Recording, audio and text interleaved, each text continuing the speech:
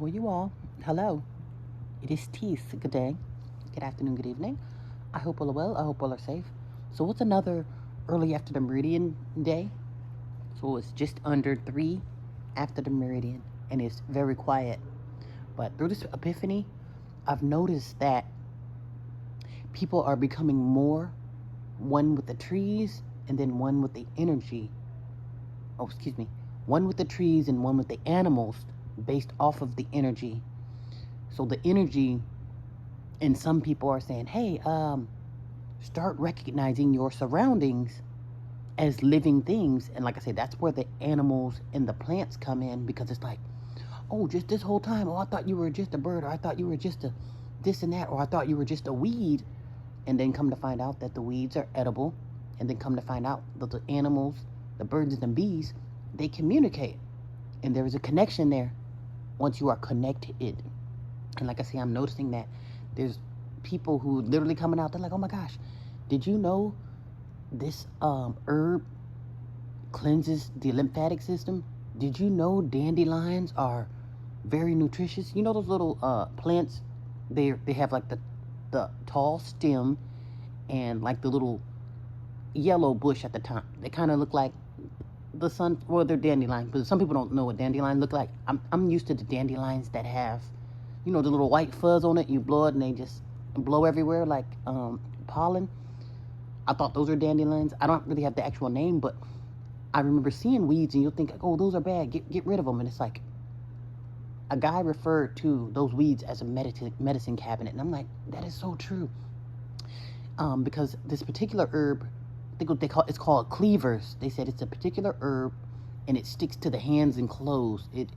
But they said that's really good for cleaning your lymphatic system. Like, it'll cause your body to drain all of the garbage in your system. And I'm thinking, like, wow, that's something that you were not taught in school. You're taught to shut the hell up, go to work, and have dinner ready by 5. And I'm thinking, like, wow. So again, when you're connected and you're one with your energy and the earth's energy, like literally in tune with what's really going on around you as far as being connected, then you'll see things and you'll learn things differently. Also, too, this is the time where AI or whatever these smart computers are, they are putting people up on game, so you can get benefits out of it. And if you want to learn more about the trees, then perhaps you could ask AI or, just whatever these features that they have that are supposed to have all of this information. You could probably ask them, okay, well, which plants are edible, or what is this plant? And then when they tell you what it is, and then you can do the science on and the experimenting on what's going on as far as doing your own research. Yeah, but I thought I'd mention that because I'm still, I've always been big on energy, but in this moment, I'm noticing energy shifts, because something's shifting, something's happening, and then people are different.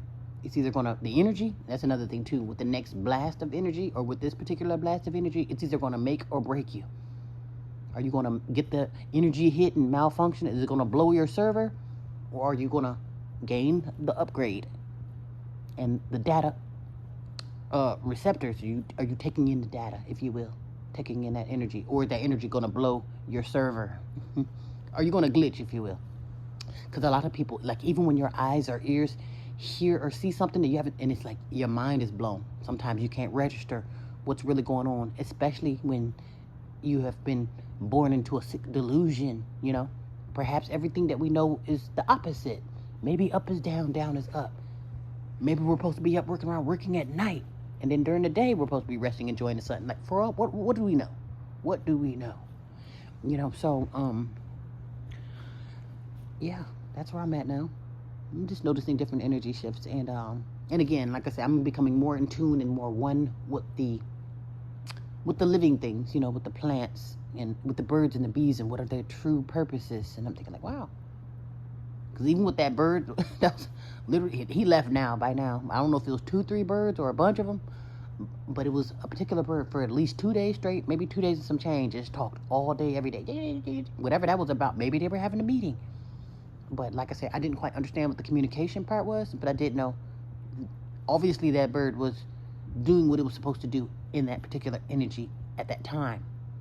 Even if it was just to get on my nerves or just to say, hey, that's unusual, or for me to notice, and I noticed it. I got therapy from it, and then I also got curiosity. I'm thinking like, how loud? Why is this bird? Why won't this bird shut up at 2, 3 a.m.? But again, like I said, that's all a part of being connected and understanding. Like I said, I still have some learning to do. As far as like communication, cause like not really fluent at. I barely speak English, so I need to work on energetic communications or telepathic, like communicating without communicating, if that makes any sense. Anyway, alrighty, we'll be well.